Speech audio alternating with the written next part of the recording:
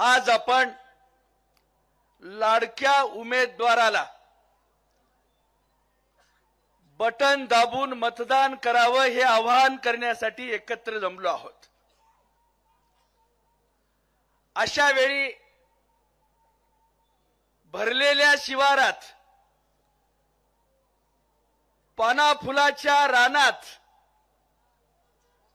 आपल्या शेतकऱ्यांचा मेळावा, सगळे हाडाचे कष्टकरी शेतकरी आज एकत्रित आलेले आहेत। अशा वेळेला सर्वच मान्यवरांनी आपली भूमिका मांडली, घाटणेकरांनी आपली भूमिका मांडली, अनेक अभ्यासू वक्त्यांनी या ठिकाणी आपली भूमिका मांडली।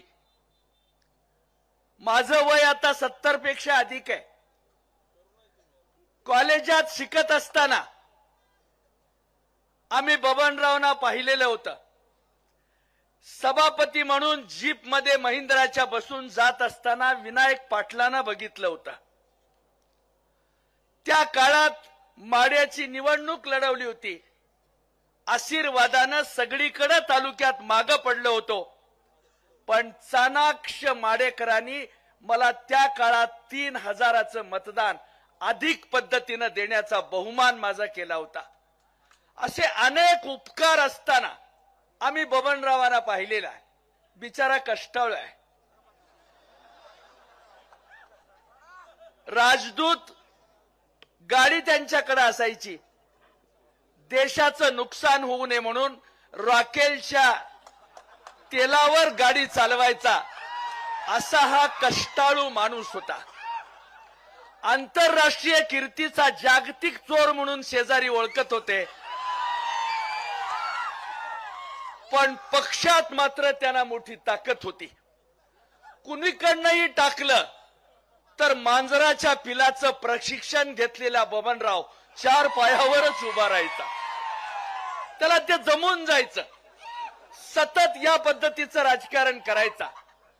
मोठं आव्हान देतोय, मोठ्या नेत्याला विरोध करतोय म्हणून त्याला त्या काळात त्रास झाला। मित्रांनो, पाया पडून कळकळीची विनंती करतो, अभिजित आबांना आपण सगळ्यांनी त्यांच्या नावासमोर बटन दाबून मतदान करावं ही अपेक्षा आपल्या समोर व्यक्त करण्यासाठी उभा राहिलोय। आदरणीय गणपतरावजी देशमुख 11 वेळा महाराष्ट्राचं राजकारण यशस्वी केलं। याच नेतृत्वानं 11 वेळा राजकारण करताना या सगळ्या पंचवार्षिक निवडणुका जिंकल्या, परंतु महाराष्ट्राच्या सभागृहात बोलताना दांडेकर, देऊस्कर आणि देशमुख यांच्या कमिटीनं सांगितलेलं शेतकऱ्याच्या हिताचं राजकारण मान्य करा हे सांगत राहिले। 55 वर्ष गणपतरावनी हे सांगितलं, परंतु आपल्या लाडक्या आमदारांनी 6 वेळा निवडून गेल्यानंतर देखील बबनरावनी या पद्धतीचं राजकारण केलं नाही। तुम्ही सगळ्यांनी तळहातातल्या फोडासारखं त्यांना जतन केलं। सरीचा उभा राहिलेला ऊस जावा म्हणून तुम्ही त्याला ताकद दिली।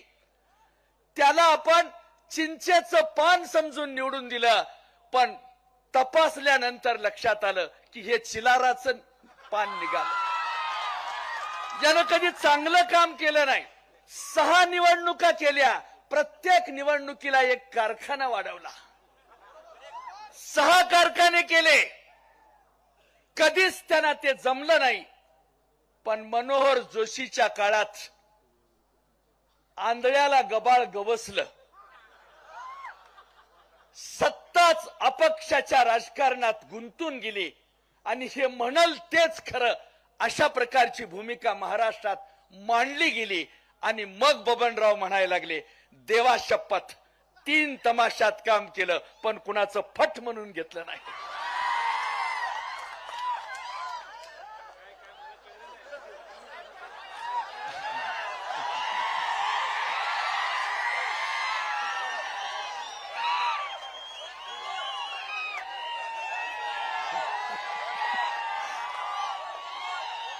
बबनराव हा भिजलेल्या हरभऱ्यासारखा वागत होता. त्याच्या कधी दुष्काळाचा परिणाम त्याच्यावर झाला नाही. आणि अशा परिस्थितीत वाटेल ती पाप केली. सुशिक्षित बेकारानं दिलेला कागद जमा करून ठेवला.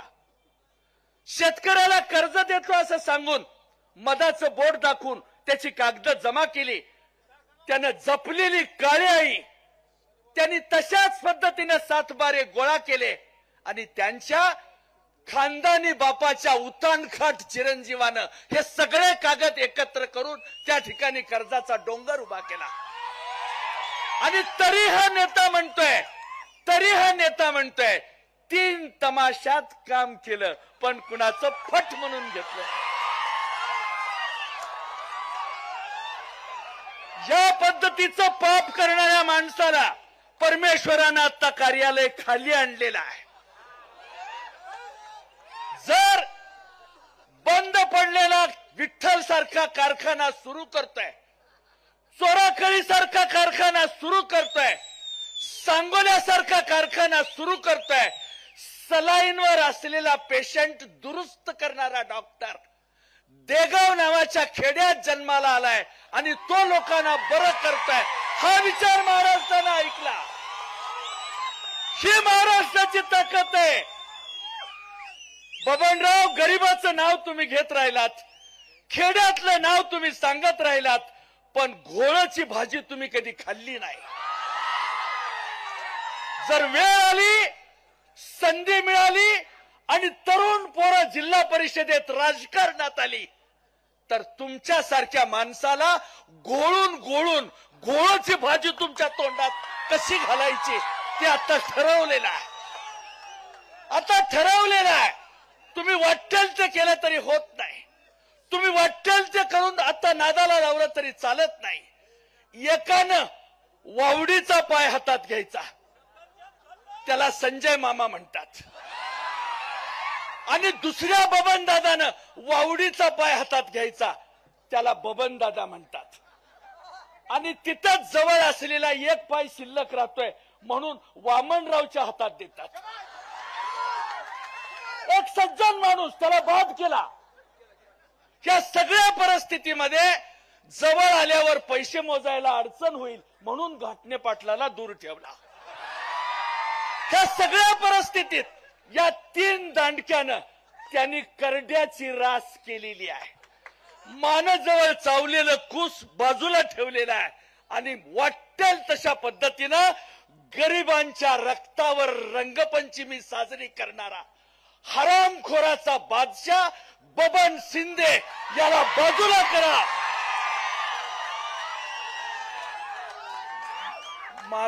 माझं घर केरसुनीचं असल्यामुळं मी साध्या भाषेत बोलतो, सांभाळून. मी जरी बबनराव इथं नसले तर ते माझे मित्र आहेत. केरसुनीचा काटा चुकून मोठ्या ढुंगणाला टोचलाच तर सांभाळून घे, सांभाळून. आज मुख्या जनावराला वैरण नाही म्हणून डोळ्यात पाणी आणून शेतकरी आपलं दुःख समजावून घेण्याचा प्रयत्न करताय. किलारीच्या भूकंपात काकाला लेकरू घेऊन थांबलेली आई आशाभूतपणानं शरदचंद्रजी पवार साहेबांच्याकडे पाहत होती आणि हाच या किलारीचा आजोबा आहे, आम्हाला सांभाळायला असं लोकांना सांगत होते. पहिल्यांदा अर्ध्या तासात कलेक्टर पोचला नाही. शारदेचा मुलगा शरद पवार किलारीच्या मैदानावर पोचला. भूकंप झाला अर्ध्या तासाच्या आत. आपल्या हेलिकॉप्टर मध्ये हातावर तव्यातली मोकळी डाळ खात तिथं आपला नेता पोचला आणि सगळी सोय, सगळी व्यवस्था ठिकाणी केली. असं काम करणारा हा महाराष्ट्राचा लाडका नेता असताना या नेत्याला बेइज्जत करण्याचं कारस्थान कुणी केलं? जर काळी कोंबडी चोरून नेऊन जर तू बैठक करत असशील तर सदू आमच्याकडे आम्ही निवडणुकीसाठी फिरतोय, परंतु रस्त्यावर जाताना भाद्रपदातली कुत्री आम्हाला भेटतायत. त्याच्या नादाने तू बिघडला असेल किंवा तुझा जन्म तरी भाद्रपदातला असेल, त्यामुळे तू या पद्धतीने वागतोयस. यासाठी मी तुम्हाला हात जोडून विनंती करतो. अनेक प्रवाह आहेत, अनेक पद्धती आहेत. अशा परिस्थितीत स्वामीनिष्ठेचं राजकारण करीत अत्यंत सावधपणाने या सगळ्याला तोंड देत महाराष्ट्राचा सात्विक नेता, शेतकरी दिंडीत सामील होऊन शेतकऱ्यांची प्रश्न मांडणारा राजाराम बापूचा सुपुत्र यांच्या हातात आता सूत्र आलेली आहेत. एक उत्तम असं काम करणारा नेता आपल्या समोर आलेला आहे आणि स्वामीनिष्ठेचं राजकारण करताना पवार साहेबांना सगळ्या पद्धतीची साथ देण्याचं काम आमच्या नेतृत्वानं केलेलं आहे. आमच्या जयंतराव पाटील साहेबांनी केलेला आहे. महाराष्ट्राच्या विधानसभेमध्ये 6 फूट उंचीचा तरुण पोरगा उभा राहिला आणि या सगळ्याला तोंड देत राहिला तर इंग्रजीतून, हिंदीतून, मराठीतून कुणाला कोणतं औषध पाहिजे ते देत सगळ्याची तोंड बंद करणारा एकमेव महाराष्ट्राच्या काँग्रेसचा, आपल्या राष्ट्रवादी काँग्रेसचा नेता उभा राहिला की यांची तोंड बंद व्हायची. एवढं चातुर्य या नेतृत्वाकडे आहे. आपण सगळेजण मिळून साथ देऊया. नियोजन असलेला नेता आपण सगळ्यांनी मिळून महाराष्ट्राच्या राजकारणात एकरूप होऊया. सर्वच माणसांना संधी देणारं राजकारण या निमित्तानं आपण करूया. अशा परिस्थितीत मोहनराव पाटलांच्या सावलीत देगावच्या मातीत तयार झालेलं पोरग जर महाराष्ट्राच्या राजकारणामध्ये काम करत असेल तर आपण सगळ्यांनी त्यांना साथ दिली पाहिजे अशी माझी अपेक्षा.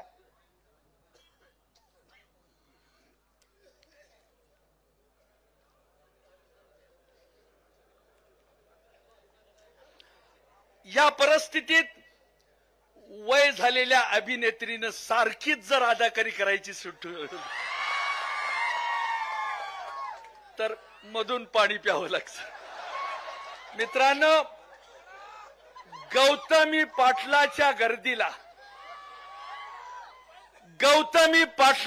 गर्दीचा सभासद होण्यापेक्षा रायगडाच्या पायथ्याशी मावळ्यांनी सांडलेल्या रक्ताच्या अभिषेकाचा साक्षीदार होऊया आणि शरद पवारांची लढाई आपण यशस्वी करूया.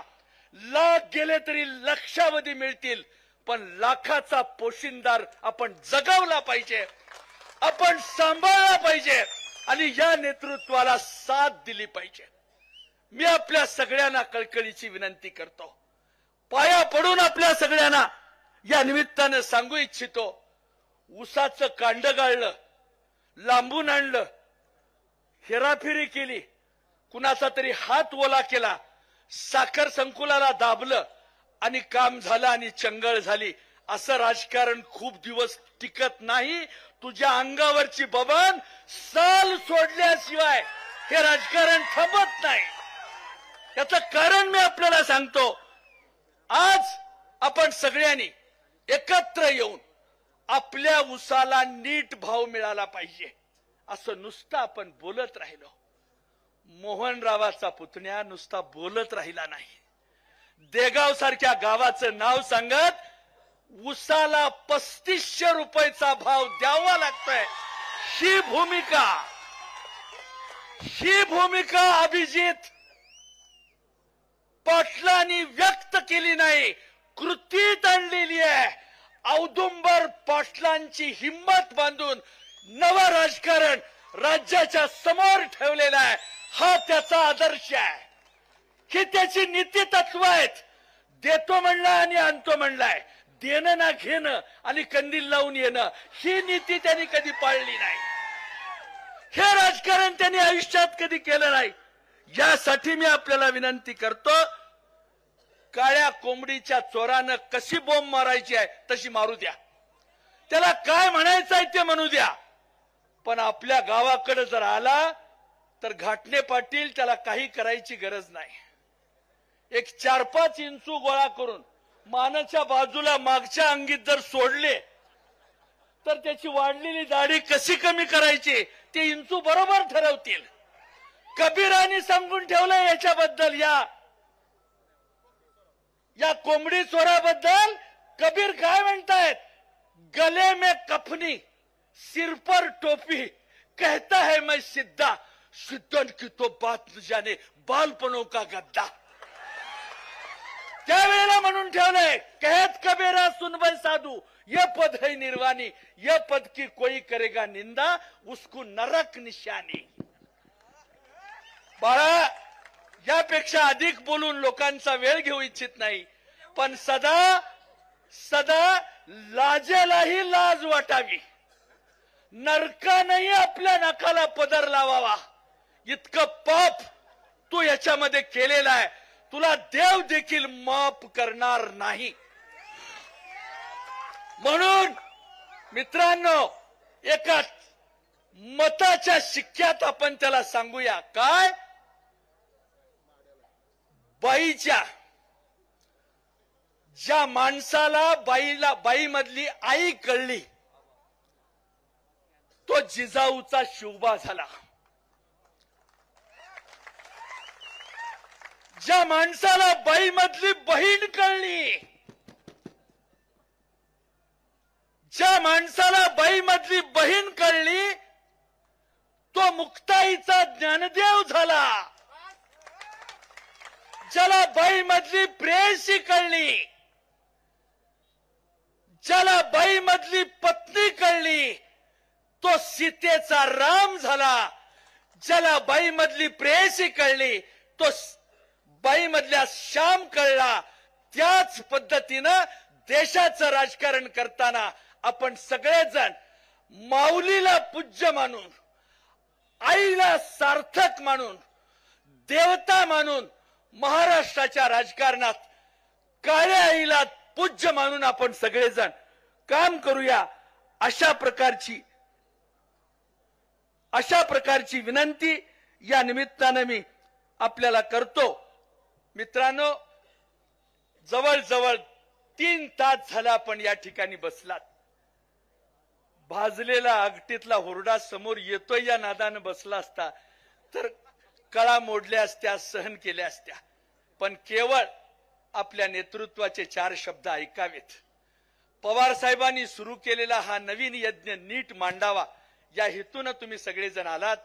अशा वेळेला वारस आम्ही गांधी नेहरूंचे, राज्य करू विचारांचे, नको राज्य लाचारांचे, पायिक आम्ही महाराष्ट्राचे हा सांगायला सांगलीच्या गणपतीचा निरोप घेऊन जयंतराव आलेले आहेत. आपण त्यांचं स्वागत करूया. आपण सगळेजण त्यांना आयुष्य मागूया, त्यांना जिद्दीची, चांगुलपणाची ही सगळी भूमिका नीटपणानं समजावून सांगूया, अशा प्रकारची अपेक्षा व्यक्त करतो. मित्रांनो, शेजारचं जरी माऊली काकला बाळ घेऊन गावात आली, सासरवाशी नसेल, लेक असेल, गावात आले की गाव सगळं तिचं स्वागत करतं. मला सांगा, माड्यासारख्या दुष्काळी भागात आलेली, वडाच्या झाडाला फेरा घालून येशीतून आत आलेली लेक, तिथल्या पांडुरंगाचं दर्शन घेऊन आत आलेली लेक, ज्योती कुलकर्णी म्हणून घामावर डबडबलेल्या त्या कपाळावरचे घाम पुसत आली. तिनं आपला बाप कुणाला विचारायचा, जरा नीटपणानं आपण सगळ्यांनी काळजी घ्या. नीटपणानं या सगळ्या गोष्टीचं भान ठेवा. कोणत्या माणसानं, कोणत्या दरोडेखोरानं या माऊलीच्या कपाळावरचं कुंकू उद्ध्वस्त केलं, त्याचा जाब पोलिंग बूथ मध्ये गेल्यावर मताच्या शिक्क्यानं ह्याला नेस्तनाबूत करा, अशा प्रकारची अपेक्षा या निमित्तानं व्यक्त करतो. आपण सगळेजण या ठिकाणी जमलात, माझं शांतपणानं आपण ऐकून घेतलं. फक्त 2 घोषणा द्यायची आहेत. आम्ही आली रे आली म्हणतो, तुम्ही तुतारी आली म्हणा, एवढंच मला आपल्याला या निमित्तानं सांगायचं आहे. आली रे आली, तुतारी आली. आली रे आली, गल्लीतून आली, तिकडून आली, बोळातून आली, खेड्यातून आली, वेशीतून आली, वावरातून आली, ऊसातून आली, द्राक्षातून आली, बोळातून आली, ट्रक मधून आली, रिक्षातून आली, तुतारी आली, चौकातून आली, तुतारी आली, सगळीकडून आली, तुतारी आली. बाबानो, तुतारी येऊ द्या, तुतारी विजयी होऊ द्या. अभिजित पाटलांच्या हातानच हा राक्षस गाडायचं उद्घाटन 24 तारखेला ठेवूया अशी अपेक्षा या निमित्तानं व्यक्त देतो. मला माहित नाही इतिहास वगैरे, पण मांगाच्या माणसाला फाशी द्यायला लावतात हे मी ऐकलं होतं. जर माणूस मिळाला नाही तर मला हाक मारा. नमस्कार.